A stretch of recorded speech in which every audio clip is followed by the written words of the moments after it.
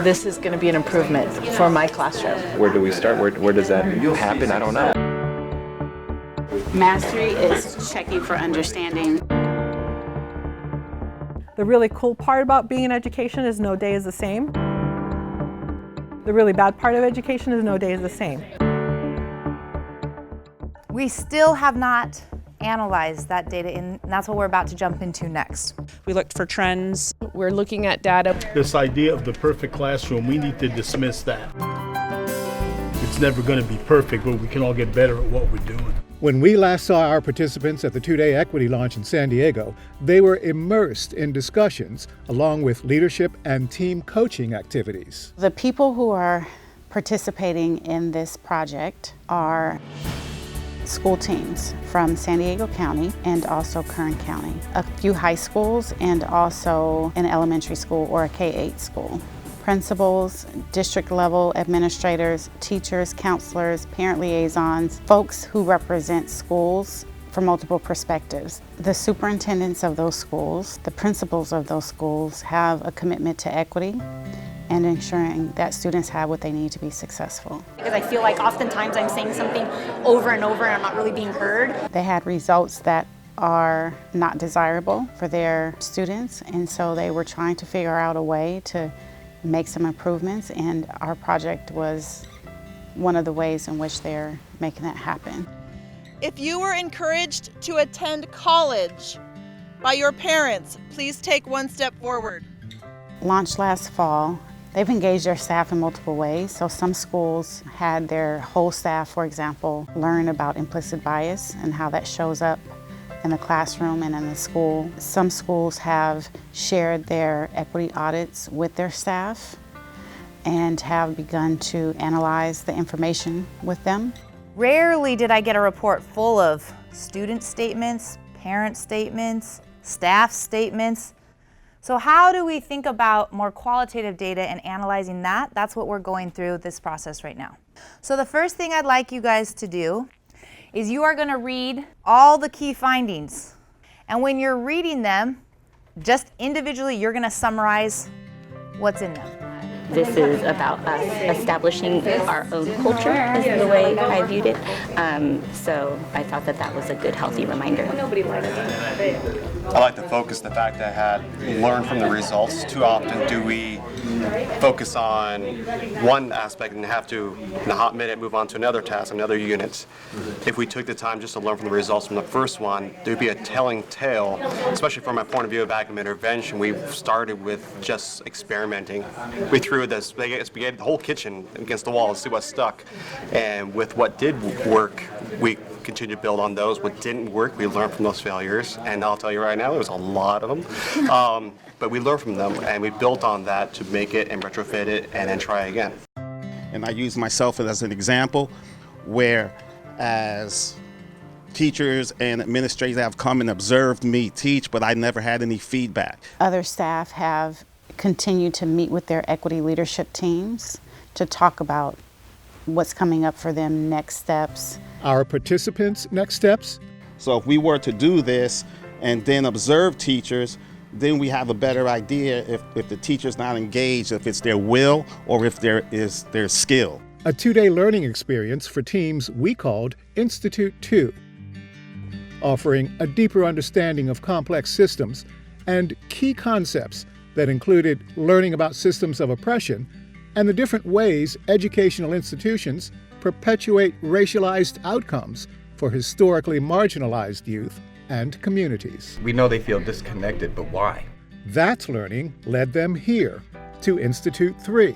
Teachers that are connected, I see them outside the door with the student going, hey, what's going on?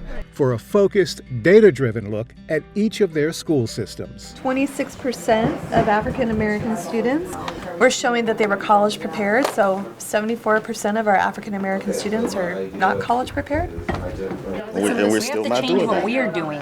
They don't have to change who they are, where they come from.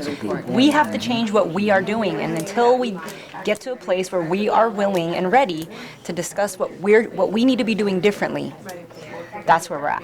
Like, we have who we have and who we serve, and We're also we stuck all, in the how do you raise rigor and bring it down to where our students' levels are. That's tough. Engagement's the other piece of that, right? So we need to find a way to get engagement out of our students so they come in as freshmen. As soon as they disconnect from the curriculum and from the teacher, then you have no shot. So we have to rebuild that engagement piece, create some hope. All right, now we can start to raise the bar, and they'll go for it. I want you guys to narrow down on your challenge. 74% of Mount McGill students, African American students, are not college ready. You know, that has me wondering a few different things, like what does that mean? How many of our African American students are in a JROTC program? How many of them get that opportunity? How many of them are in CTE programs? How many of them are taking AP courses? Things like that. So the reason I'm asking that is I want to know, like, how many opportunities do they even get to show college readiness? Because, you know, if it's they're all getting these opportunities, all of our African American students are getting these opportunities, then something's happening along the way where they're not experiencing success. Or the flip side of that is, are they just not even getting the opportunities? I looked just at our ELs and the 0 or 1% meeting standard, and that just glaringly keeps popping out at me. There's so much data, that we have available to us. Dr. Shannon COULTER is the Director of Research and Evaluation for the San Diego County Office of Education. These numbers, they do represent, real people who may or may not be achieving the outcomes that you expect for them. When it comes to tests, I always fail. I don't know why. And even though I know the class, I know everything, but I fail the test because it's hard for me to read. I know how to read obviously, but not because I don't know about it, but because the test. The math is language based, and they're not proficient in the language. That's going to show up in that math score. COULTER, who offers expertise on data analysis, explains why it's important for us to use both quantitative and qualitative data. Quantitative data typically relates to numbers, and qualitative data relates to words, pictures, other kinds of evidence that you would use to know whether something's working or not. So the quantitative data could be from the California School Dashboard, looking at student grades. It could be suspension data, attendance data. Sometimes people can feel removed from quantitative data because it's a number. English learners are 94.5 points below standard when it comes to the English test. Qualitative data is describing more of the school culture, describing more of what the academic process looks like in the classroom. One example of qualitative data is an equity audit. Thank you all for agreeing to meet with Kirsten and I about your equity audit. Since the equity launch, our participants' schools have had a site-based equity audit to assess how their school or district compares to high-performing urban schools across the U.S., schools that produce strong achievement results for every student demographic they serve. Today's meeting is just process through how are you feeling? So it'll be kind of loose tight. Leaders at San Diego County's Orange Glen High School met with the county's Office of Education to review the key findings and recommendations made in their audit. So let's just open it up.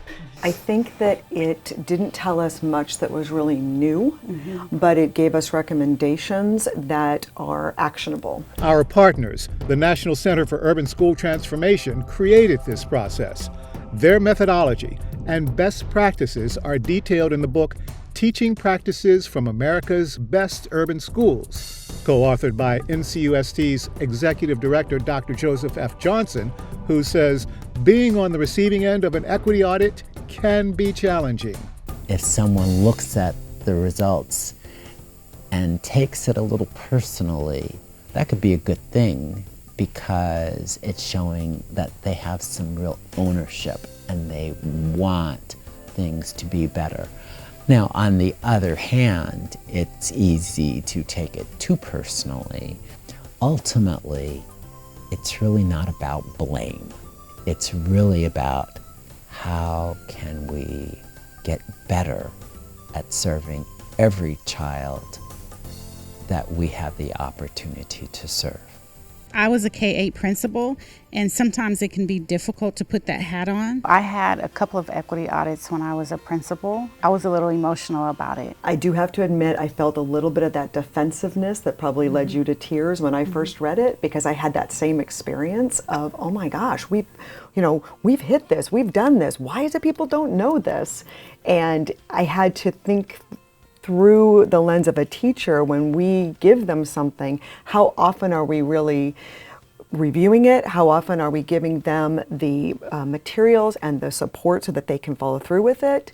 And are we switching too quickly? But I do think it's going to be a wake-up call. So what we did was have that information for them as kind of a mirror for them to look into, to say, this is what high-performing schools do across the nation. I feel like it holds a mirror up to my face and what is my role in this system, and where have I fallen short in holding staff accountable? What can I do to strengthen the PLC process? What can I do to better support systems that, for when students are not understanding first-time instruction? And so before we go through and make all these technical changes, I'd like to see us take a deep dive into our culture and our belief system. In fact, school culture plays a huge role in our equity challenge. Dr. Johnson explains why. I'll give you an example. In one high school setting, a student contrasted his current school, where he was achieving so well, with the school he attended previously, where he was perceived as a problem student, a discipline case.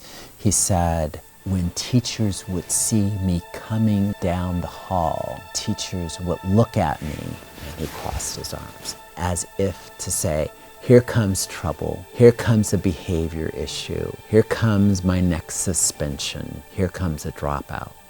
He said, at this school, teachers see me coming down the hall, and he does this, and they say, here comes promise, here comes possibility, here comes a student who can make a difference in this world. He said, that's why I'm graduating.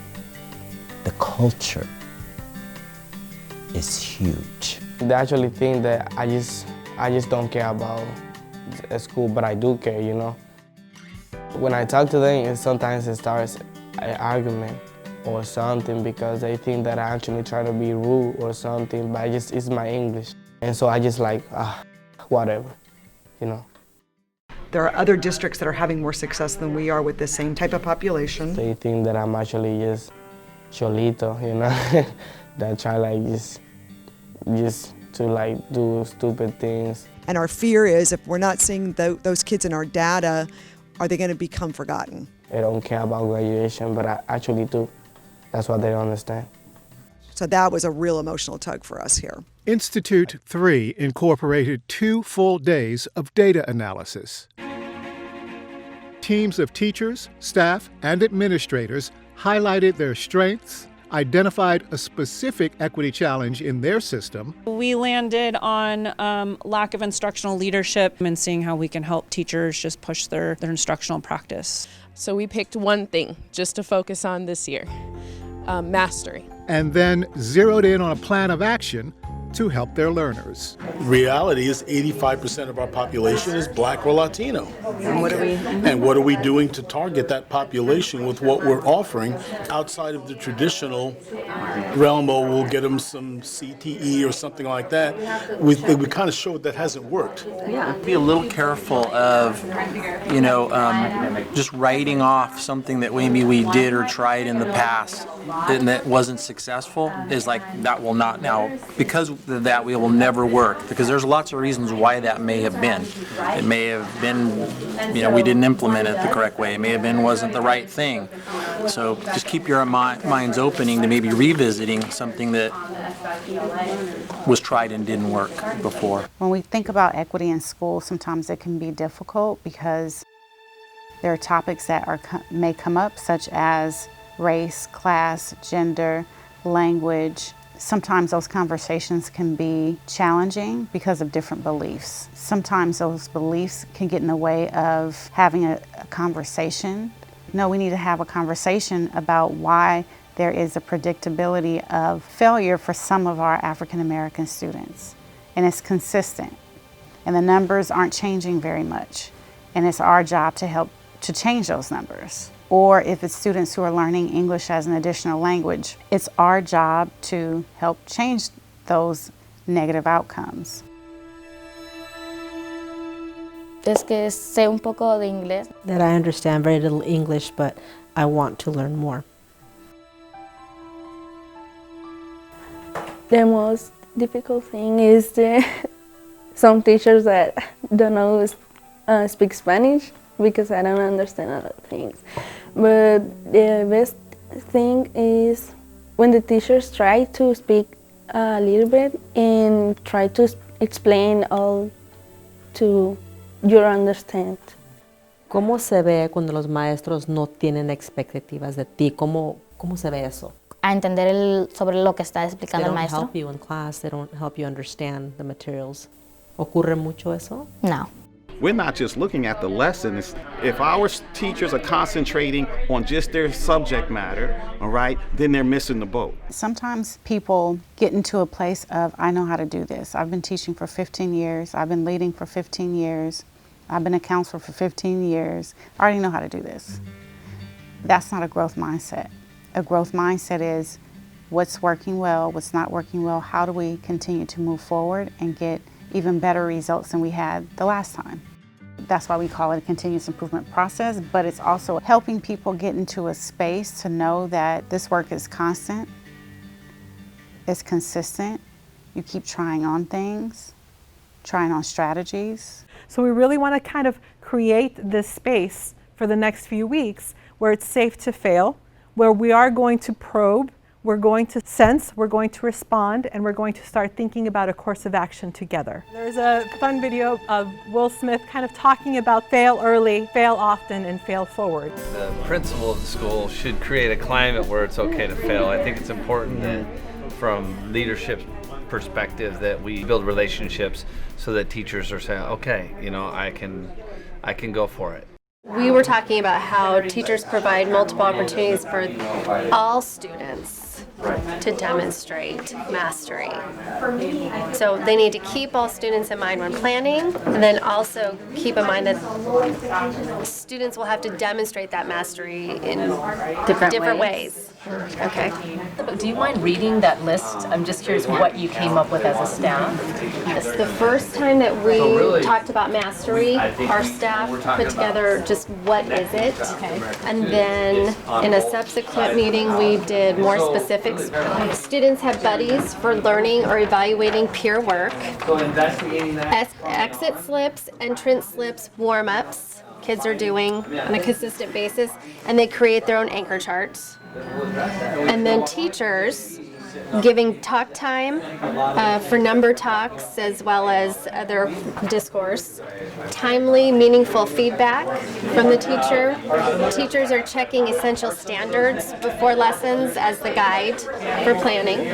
They plan for intensive support and early learners, and teachers include objectives into notes. A couple things that I'm hearing that relates to kind of the mastery is it was like a clear learning intention success criteria around kind of oral discourse or being able to demonstrate their thinking in multiple ways, and then this collaboration piece. Are those kind of big headings that those are a couple of the big headings that I heard. Because then once you have that list, then it's thinking of whatever those areas, specifically what might be one change idea that you can try on as a group in the class related to that, kind of like if it was about demonstrating your own understanding, is it going to be orally or in writing, and then what might that look like and what specific change ideas? The goal was to get to a change idea, so using their quantitative and their qualitative data, thinking about what changes can be made immediately from their perspective.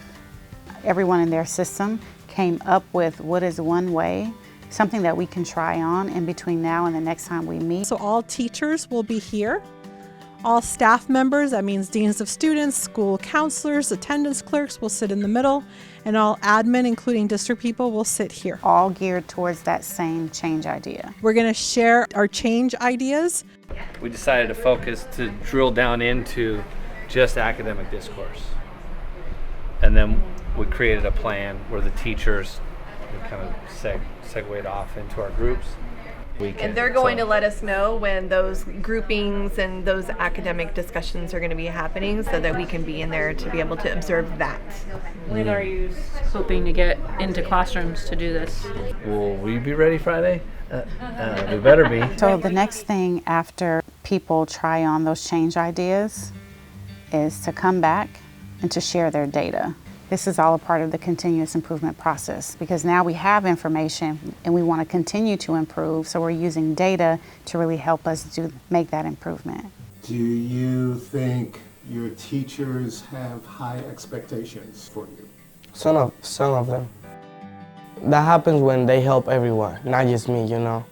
And so I see that I'm not a favorite, and so that's good because I see that they're actually expecting things from me because I'm not the only one. And so they actually care about everyone.